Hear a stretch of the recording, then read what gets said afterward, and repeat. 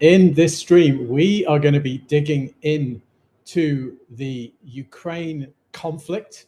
I'm going to be making the case for why I think that conflict may be about to end, or why we might be about at least to see some kind of deal that puts an end to the conflict, possibly just temporarily.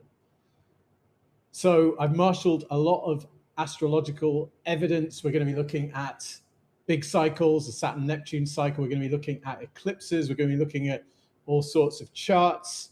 We're looking at the charts of Vladimir Putin and Volodymyr Zelensky and seeing why they might be about to arrive at career-defining moments. So, without further ado, let's get into this stream. So we're going to start off by considering the state of play with regards this conflict. So this is a diagram, a map that I've taken from a site called Russia Matters. And what this is showing is the Donbass region in eastern Ukraine. You can see that most of that Donbass region is now red, meaning it's controlled by Russia. And the portion of the Donbass that Ukraine still controls is yellow here. So Russia is pretty close to having taken all of the Donbass region, which is this hotly contested region of eastern Ukraine, has a lot of resources. Now, this part of the Donbass here, this yellow part, Ukraine has been fortifying it. It's a sort of, it contains these what are called fortress cities. And the conflict seems to be reaching coming to a head right now. I've taken a few headlines from various news sources to illustrate where we're at with this conflict right now. So we have Russia pounds Kiev as its advance in eastern Ukraine slows to a crawl. So Russia isn't advancing very slowly now. Its rate of advance has slowed a lot compared to where it was. And Ukraine has started to strike deep into Russia. I've got a couple of stories here. Ukraine hits 2 oil refineries deep in Russian territory. So Ukraine is really targeting Russia's oil industry now, and all the various facilities, refineries, pipelines, etc. Ukraine has also been attacking and targeting this Russian firm called Wildberries, which is said to be Russia's version of Amazon. Ukraine hits more Wildberry sites as strike kills 5 in Moscow region. So Ukraine is trying to take the fight to Russia now and trying to inflict severe damage on the Russian economy, on the oil industry, and to make Russians really feel the pain of the conflict and try to put more pressure on Russia in order to get them to end the conflict. At the same time, Russia recently claimed that it captured a key Ukrainian stronghold city, Kostyantynivka, in the Donbass. This is a headline saying Russia claims capture of key eastern Ukrainian stronghold, Kostyantynivka, as Putin hails major strategic victory. The Ukrainians are denying that Russia has actually taken this city, and that's a pretty common situation that we find in this conflict. It's very hard to figure out exactly what's going on. Russia will sometimes make claims to have taken some territory, which the Ukrainians will then deny. But that's what's going on with this city of Kostyantynivka, which is undoubtedly a key strategic site in the Donbass. So Russia is making slow, but nevertheless, it's still making progress. But Russia is also under a lot of pressure due to the Ukrainian response. This is our legendary basket configuration, which everybody has been talking about rather a lot, and which formed in late July Now, I won't talk too much about this in this presentation. Don't worry. I know we've all heard enough about this probably to last for a while. But one of the aspects of the basket that I've tried to highlight is the influence of the sign of Gemini in this configuration. We have Uranus in Gemini, and Pluto and Neptune, which are in sextile in this configuration, started their current cycle in the sign of Gemini as well. So they also carry this Gemini agenda. And I think that what that is playing out as in the world is this kind of bifurcation of the world. We can call it Cold War II. These Gemini cycles tend to bring great bifurcations and splits. We already saw that during the Cold War. We now seem to be entering a second Cold War, and the theme of sort of bifurcation of the world seems to be strong. Here's another headline. This is from 2025. Why a new Iron Curtain is being built across Europe. This time it's to keep Russia out. In 1946, Winston Churchill announced an Iron Curtain had descended across Europe from Stettin in the Baltic to Trieste in the Adriatic. This time it is the West that is building the barriers. Every European nation bordering Russia and its ally Belarus is accelerating plans to construct hundreds of miles of fortified border to defend against possible Russian aggression. So it seems that we are seeing another bifurcation of the world, as we saw in the Cold War, and it's right through Eastern Europe. So that's some of the background. That's some of the latest developments in this conflict. Let's now talk about some astrology. We're going to talk about the Saturn-Neptune conjunction. On the right, you can see Saturn and Neptune's current positions. They're in the sign of Aries. They're about 10 degrees away from each other.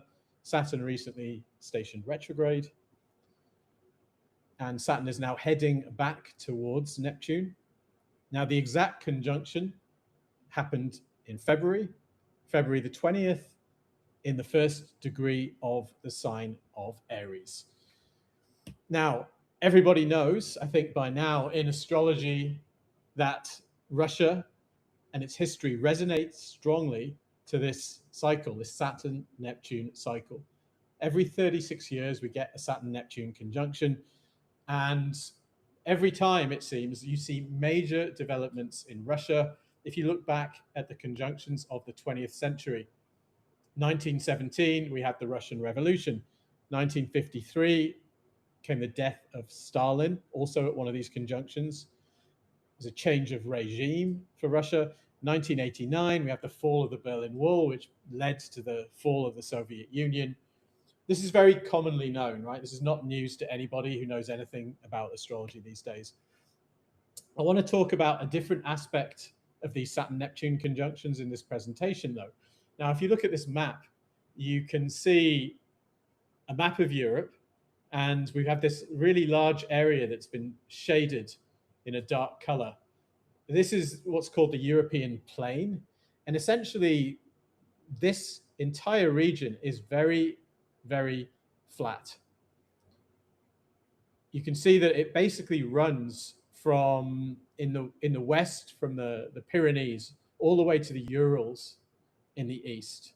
It's very flat, and armies can race over this territory very, very quickly, which is why historically you've seen a lot of back and forth in terms of military invasions and maneuvers across this plain. You can think of Napoleon and Hitler and the Soviets at the end of the Second World War and so on.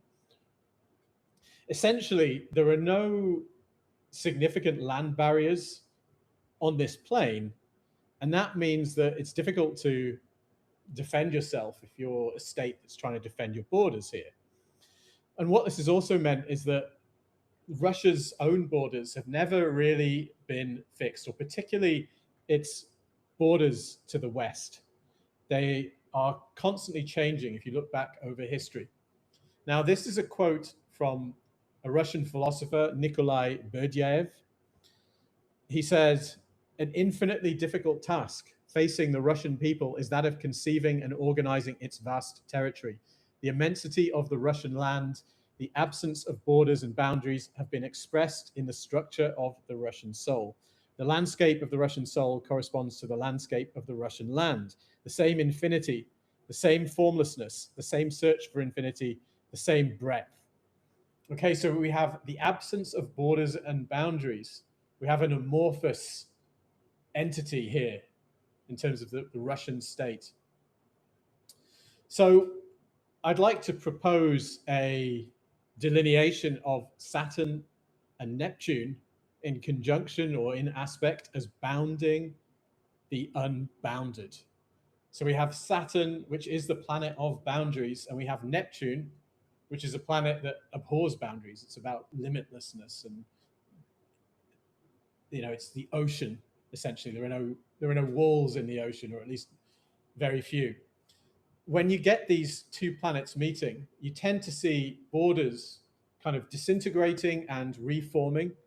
Sometimes you get new borders being set, or sometimes borders are eliminated.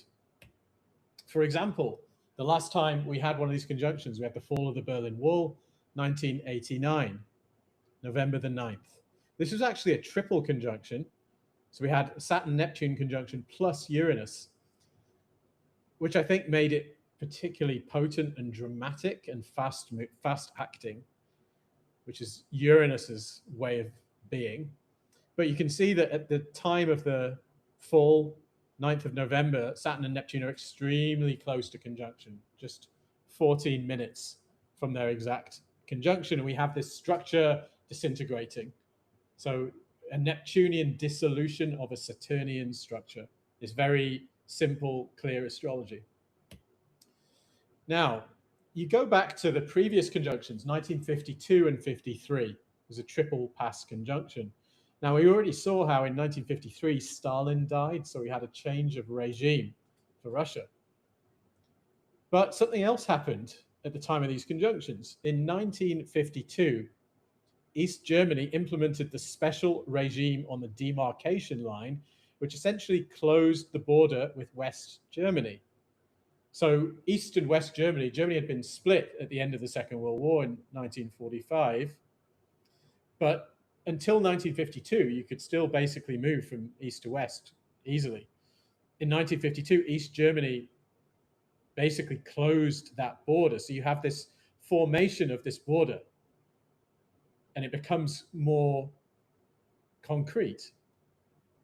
Now, you might say, well, that's Germany, not Russia. But this at the time was the limits of Russia's sphere of influence, right? So Russia was in control of East Germany at this time. So we have a limiting, a setting of a border here, another one of these conjunctions. You go back to the previous conjunction, 1917, 1918.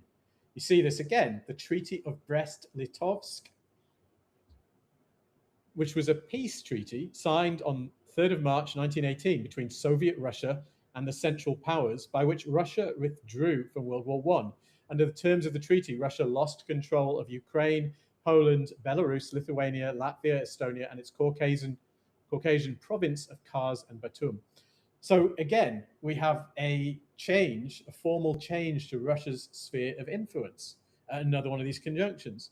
The exact conjunctions had been in 1917, but on March the 3rd, 1918, when this treaty was signed, Saturn and Neptune are still only 4 degrees from an exact conjunction. So they're very much in conjunction there. And you can see that this new boundary basically is put on Russia. You can go back again, 1882, the Triple Alliance is formed, May the 20th, very, very close to the exact Saturn-Neptune conjunction. And this is an alliance between the German Empire, Austria-Hungary, and Italy, which was in part intended to prevent further Russian encroachment to the West. So we see this theme coming up again. Now, in my research, I've looked at every one of these conjunctions going back pretty far, and pretty much every time you see some kind of resetting of Russia's borders. We won't go through all of those conjunctions now because it'll probably get quite boring because we're going to be talking about all sorts of historical events that most of us haven't really heard of and don't really know about. But I'm just going to highlight a couple from further back in time. So 1703, May the 27th, was the founding of St. Petersburg. Needless to say, extremely significant event in the history of Russia. This is Peter the Great's city with its access to the Baltic Sea, looking to the west and reforming Russia and Europeanizing it. And this happened during a war with Sweden at the time. This city was established, but it was kind of a new establishment of the Russian frontier, with this city being founded, Saturn and Neptune 5 degrees from an exact conjunction. And then if we go back again to 1380, this was also a Saturn-Neptune conjunction in Aries, which is also what the St. Petersburg conjunction was. September the 8th, 1380, the Battle of Kulikovo, which is a very celebrated event in Russian history, where Prince Dmitry of Moscow won a victory against the Mongols, essentially. Now, the Russians were living under the yoke of the Mongol Golden Horde at this time, and this didn't result in the Mongols being kicked out of Russia, but it's generally seen as the real turning point. And from this time, Moscow asserts itself, and the Russians gradually kick the Mongols out of Russia. So you can see the theme there again. It comes up over and over again. So I have some observations about this Saturn-Neptune cycle and Russia. Saturn-Neptune conjunctions are almost always highly significant in Russian history. That's what I've seen looking back a few hundred years. It's very reliable. Sometimes they miss. We have to accept that. Sometimes there's nothing, occasionally there's nothing too significant that happens, but nearly always there's something highly significant. Sometimes they bring changes to the Russian leadership or the regime. Think of, say, the Russian Revolution and the death of Stalin and so on. They almost always bring significant formal changes to Russia's borders or sphere of influence. So from what I've seen, that almost always happens with these conjunctions. Again, not every time. There's like one or two where it's difficult to see this theme playing out, but as you go further back into history, things get murkier. It's hard to know exactly what was happening. So we don't really know. Occasionally, astrology does this to us, though. Sometimes things don't hit for reasons that we sometimes don't understand. Now, we saw one of these conjunctions in February 2026, but so far we haven't seen a change in the Russian regime or border that we can attribute to this conjunction. At least not that I've identified that's significant enough. Now, obviously, the question of the Russian regime or border is extremely important right now. And that goes without saying. And we've got this war, which has obviously had the attention of the world since 2022, and it's been going on since 2014. But again, that war has been going on for some time. Now, the war does seem to have ramped up in this year, 2026, and Ukraine is hitting Russia pretty hard at the moment. But I'm not sure that we've kind of seen that milestone that we tend to see with these conjunctions, that line in the history books about what happened in 2026 or maybe early 2027 coinciding with these conjunctions. So far, the conjunction, I would say, hasn't really delivered in terms of Russia. Now, this is a chart that I've created using some software that I made with AI, which is it's quite incredible. You can actually do this sort of thing now really easily with AI. I know a lot of people don't like it, but there are quite amazing things you can do with it that I feel are pretty productive and worth investigating. So this is a chart showing how close the Saturn and Neptune conjunction has been over the last few years. And you can see how we have this peak here where the peak reaches the top of the graph, which is marked 0 degrees. So the way that this graph works is that if you get to the top of the chart, this means that there's an exact conjunction. And the further from the top we are, the further away the planets are from their conjunction. So you can see that they made their one exact hit here. This is February 2026. In mid-2025, they got pretty close to conjunction, but they didn't quite form their exact conjunction, and they moved away from each other. We're down here now.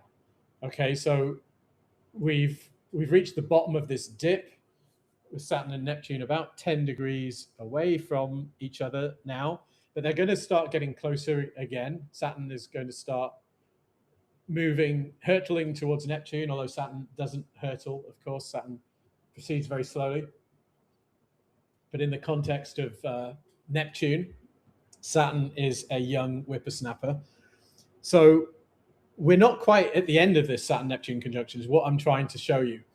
And you can see how I've marked May the 1st, 2027 here, which is when the two planets get 15 degrees away from each other. That's a very generous orb for a conjunction. It's, I believe, what Richard Tarnas uses. Some astrologers use tighter orbs than that. But we can say that I think once we get to spring, the planets are no longer in conjunction. They will be in the same sign. So some schools of astrology will say, well, as long as they're in the same sign, they're in a conjunction. But in this more sort of cyclic approach, I think we'd say that we've kind of got until spring of next year when the conjunction is operative before we can say it's done. So there's still some time for some kind of event of the nature of the ones that we've seen through history to occur. And again, as I've said, it tends to coincide with the setting of Russia's borders, which is interesting given where we are now with this Ukraine conflict. Now, past performance is no guarantee of future results. We've got a very interesting historical pattern with this Saturn-Neptune cycle in Russian history. Anybody who studies it will agree with that.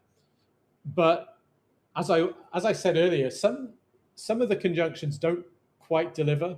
Occasionally, you don't really get a hit.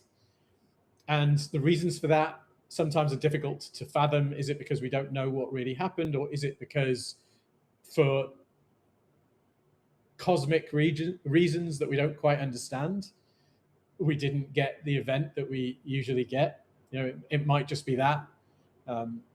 We have to accept that astrology is a stochastic art. It's not concretely predictive. All we can do is deal with probabilities.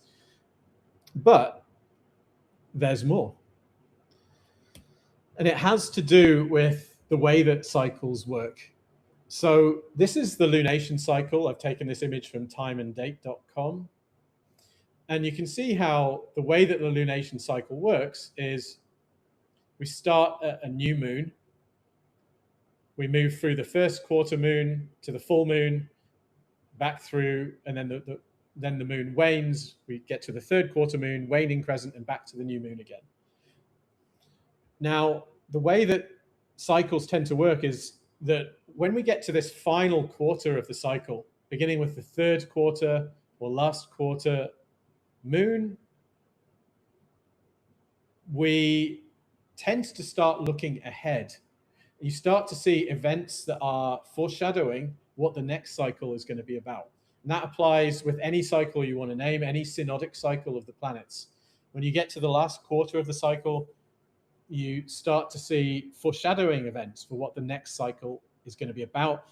I've done a live stream all about this exact subject, and I've found countless examples of this. It happens with every cycle that you can name.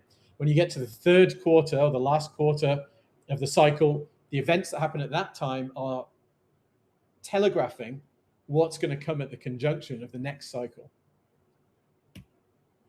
So what did we see at the last quarter moon of this Saturn-Neptune cycle, or the previous one? So on February the 2nd, 2015, we had the agreement signing of the Minsk II agreement. This is the second of two agreements signed between Russia and Ukraine in Minsk, the capital of Belarus. And these agreements were intended to try to put an end to this conflict. And they essentially froze the conflict. They stopped major operations, major offensives, and the contact line of the conflict was basically frozen at that time with this Minsk II agreement. So we did see a kind of freezing there of Russia's sphere of influence. And when did this come? Well, it came with Saturn at 4 degrees of Sagittarius and Neptune at 6 degrees of Pisces. This is 2.5 degrees from the exact last quarter waning square of the previous Saturn-Neptune cycle. Now, as I just said, the events at these waning squares tend to foreshadow what comes at the next conjunction. So we have this agreement, we have a deal done at this last quarter moon, which freezes the conflict as it was then happening.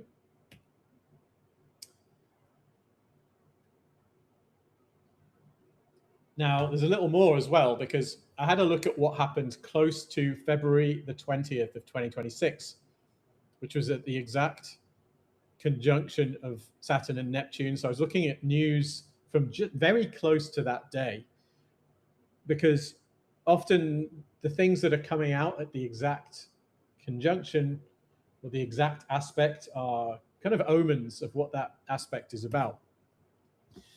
So I found a couple of stories here, one from the Kiev Independent. Difficult talks in Geneva. Zelensky signals progress on ceasefire. Political stalemate continues.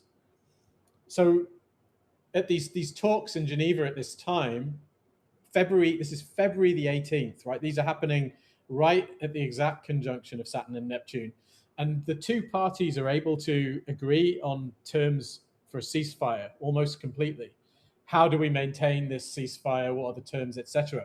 But the political questions on, who gets what and all of that, they weren't able to agree on. But that's, I think, a bit of a signal of where things could be going, because we get potentially an agreement to pause or freeze the conflict and not essentially advance on each other, whilst not still agreeing on the big questions of the conflict, which is essentially a recipe for a frozen conflict. There's another story here. This is from February the 21st. Again, very, very close to this exact conjunction. As Russia's war on Ukraine nears 5th year, analysts see frozen prospects for peace. So there's that word frozen being expressed in a story right at the time of the conjunction, which is, I think, interesting. And then you combine this with what we saw at the waning square. And this is what's making me wonder, have we seen what this conjunction is going to deliver or not yet?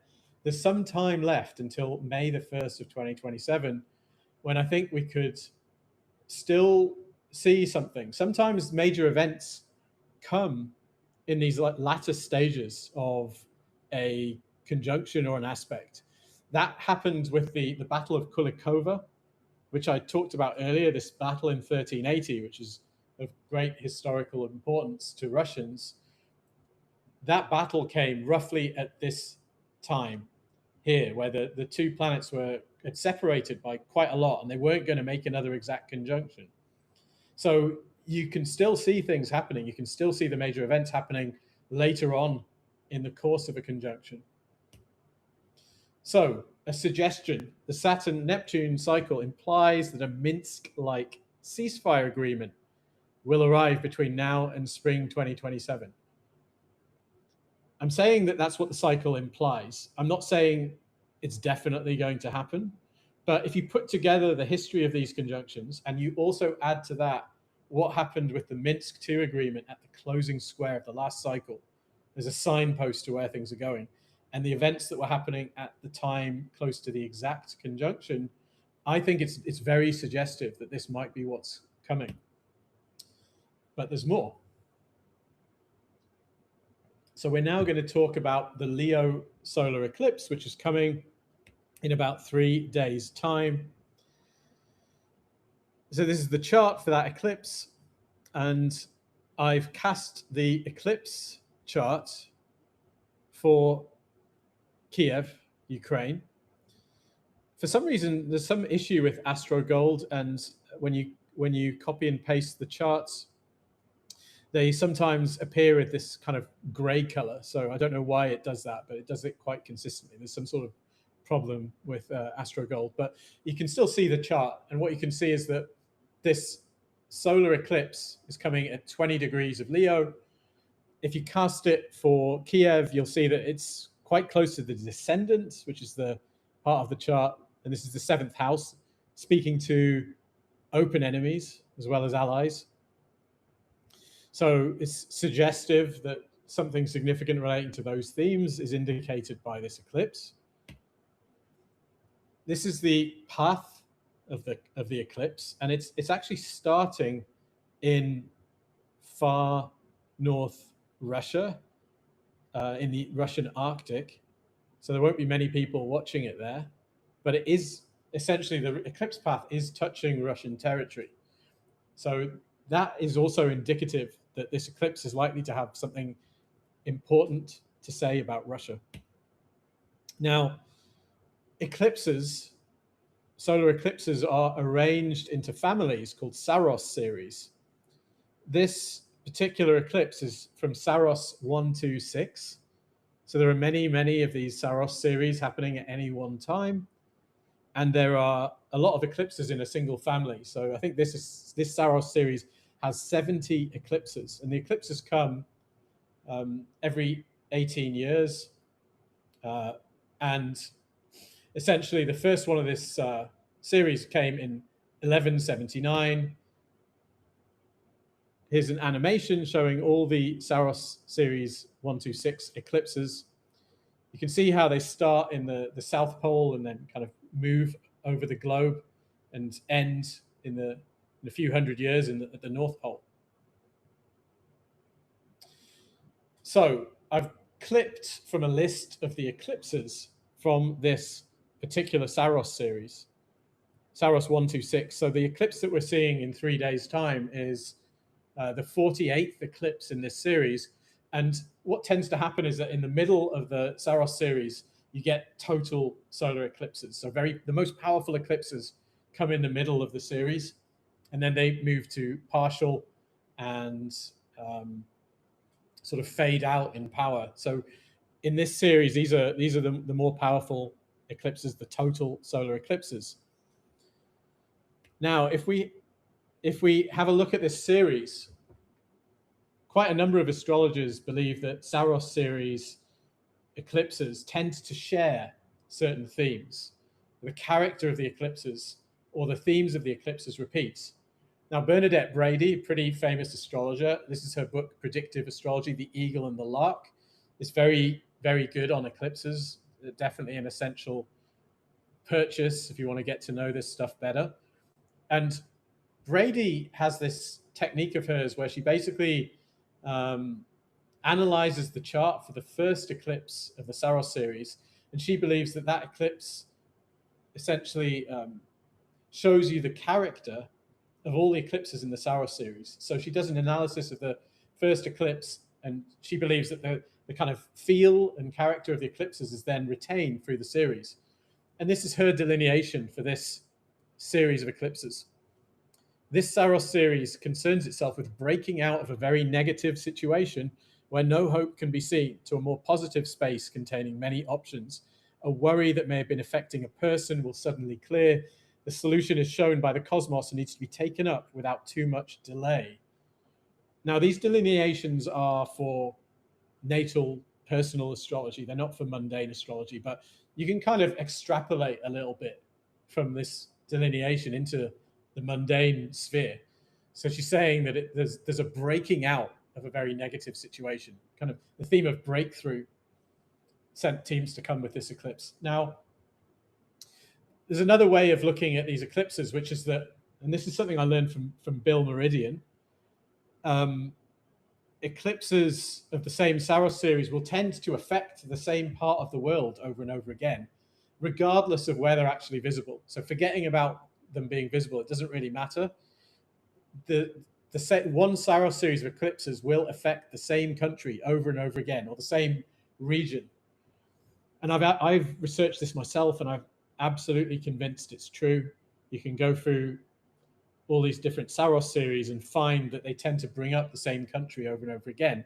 And this one, Saros 126, definitely seems to implicate Russia over and over again. And I've looked at all the total solar eclipses going back to 1882 and found that there are pretty significant events over and over again every time you get an eclipse in this Saros series. And I think the theme is, the repeating theme of this Saros series seems to be Russian power. I was looking at all these different events, and some of them seem quite different. They all have to do with Russia, but the theme that they seem to have in common to me was power and the expression of Russian power. So, for example, the last solar eclipse 18 years ago in this Saros series came on August the 1st, 2008. Total solar eclipse in Leo. What you find with Saros, repeating Saros series eclipses, is that they, over time, move forward through the zodiac about 10 degrees at a time. So the last one was 10 degrees earlier in the zodiac. So our current Leo eclipse is at 20 Leo. The last one was at 9 degrees of Leo and 31 minutes, and it was on August the 1st, 2008. Now, on that exact day, the Russo-Georgian War started. Russia invades Georgia, another one of its neighbors. You can't really get more dramatic examples of astrology working than that. Just an absolute bullseye. Literally on the day of the eclipse, Russia invaded Georgia. Now, if you go back 18 years again, there was a total solar eclipse in Cancer, again, 10 degrees further back in the zodiac. And this was on July the 22nd of 1990. Now, 6 days earlier, July the 16th, the Ukrainian parliament declared Ukraine's state sovereignty. Right, this is amid the collapse of the Soviet Union, and the Ukraine declares its sovereignty at one of these eclipses, which is pretty incredible, given the themes that we've identified and where we're at now with the conflict. And on that same day, this is another story from that day, Gorbachev clears way for German unity, dropping objection to NATO membership. So this was, again, clearing the way for East and West Germany to reunite, which is really marking the end of the Cold War. Both of those things with Ukraine and Germany happen on the same day, 6 days from this exact solar eclipse. Remarkable. Now, I've gone back in time a bit here.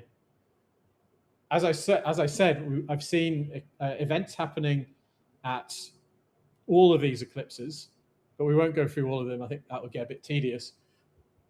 1882, we already looked at this, right? We saw that the Triple Alliance was formed May 20th, 1882, at a total solar eclipse in Taurus. And this example is very interesting. You can see here that we have the eclipse in Taurus, at 26 Taurus. And this was also the time of a Saturn-Neptune conjunction.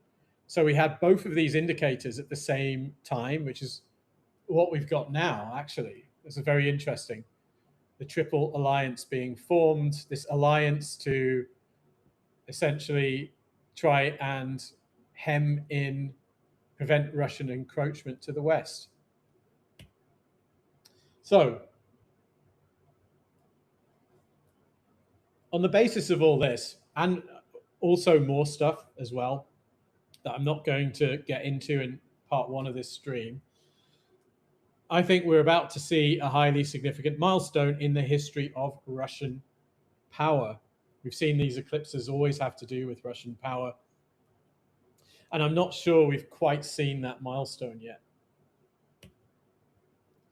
Now, we can also look at the charts for Vladimir Putin and Volodymyr Zelensky, and see that this eclipse, which is happening at 20 degrees of Leo, is hitting extremely sensitive parts of both of their charts. Now, in the case of Putin, the time of Putin's chart is contested, right? It's not an A-rated chart. I think it's a DD-rated chart. Basically, we're not sure that this is the right time. There are other suggestions of possible times. The time that I've got here is 9:30, but that gives him this midheaven MC, which has to do with his career and public reputation, at 21 Leo, which is just 1 degree from this eclipse. Even if his midheaven isn't there, he also has his Pluto and South Node there. But I've actually had a look in the past at things hitting this part of Putin's chart, and it always brings significant events, as far as I can tell. And the events seem to have to do with his reputation and career and so forth. So I'm thinking it's quite possible that his MC is here, or even if it isn't, like, this chart works for him. And sometimes that's all you need. Zelensky has his IC, so this is the opposite point to the midheaven, speaking to his kind of base, foundations, home, parents, etc. The eclipse is happening there, pretty close to his Saturn and his moon. So this is hitting Zelensky as well in a very significant and sensitive point of his chart. So I think all in all, this eclipse is going to bring significant events for Russia and Ukraine. And given the Saturn-Neptune piece, my best guess is that it's probably going to bring some kind of deal, basically. I think that's what I think is going to come under the auspices of this eclipse, some sort of Minsk-like ceasefire. I don't think it will necessarily be the end of the war, by the way, because I think it's going to go on, and I have other reasons for thinking that. But I do suspect that that's what it's going to do. The tricky thing about eclipses is that they are more like kind of openings of the doors of change. You tend to find they're often accompanied by significant events at the time that they happen or close to that time. But then they also kind of set more changes in motion. And there are different ideas about how long eclipses are in effect for. Some people say, several years or as many years as the eclipse lasts, etc. Like, there are different theories about how long they last, but most astrologers think that they stay in effect for at least 1 year. Sometimes some people think 3 years, 5 years. I've heard all sorts. I haven't made up my mind exactly on that yet. But eclipse triggers.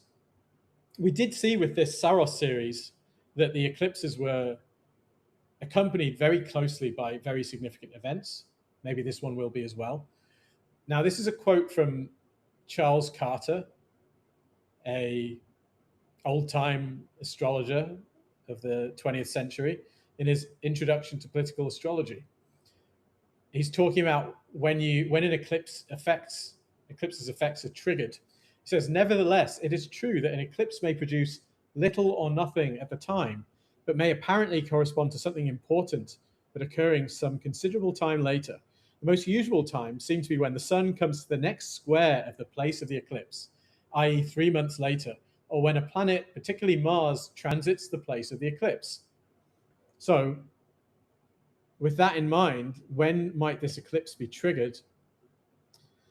Well, this eclipse at 20 degrees Leo, we're about to have some planets run over that degree following the eclipse on the 12th of August. So on the 20th of August, Mercury transits that degree.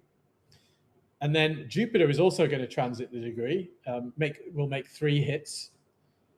3rd of October, 2026, 26th of February, 2027, and 29th of May, 2027. And Mars will also trigger the eclipse on the 4th of November, 2026. So we have 3 traditional planets here that are going to trigger this eclipse degree in the next few months.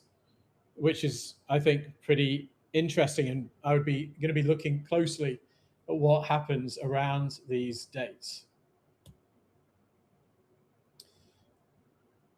Now, on the 12th of November, so 3 months' time, the sun will reach 20 degrees of Scorpio. So you can see that that's, as Charles Carter said, that's 3 months later. So it's squaring the position of the eclipse at 20 degrees Leo, 20 degrees Scorpio. So that could also be a trigger moment as well, something to look at. I've also cast charts for the Libra ingresses for both Russia and Ukraine.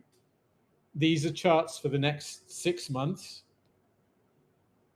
following the autumn equinox in these places. And both of those charts have Jupiter on the ascendant and the moon on the descendant. The Ukraine, the conjunctions are tighter for Ukraine.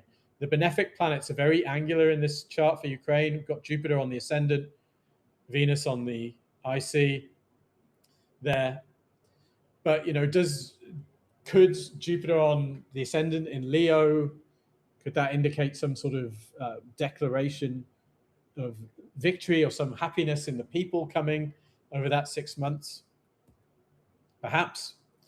There's also a lunation coming that I find interesting. This is a full moon on the 26th of October, which has Venus admittedly retrograde, but it's in its natal sign of Libra, right on the ascendant. This is cast for Moscow. And we have the exalted moon in Taurus right on the descendant, which I find potentially interesting. And this, to me, looks like if over the course of this sort of next 6 months, we are going to see some sort of peace deal, I wouldn't be too surprised if it came at the time of this full moon or within the couple of weeks that it initiates.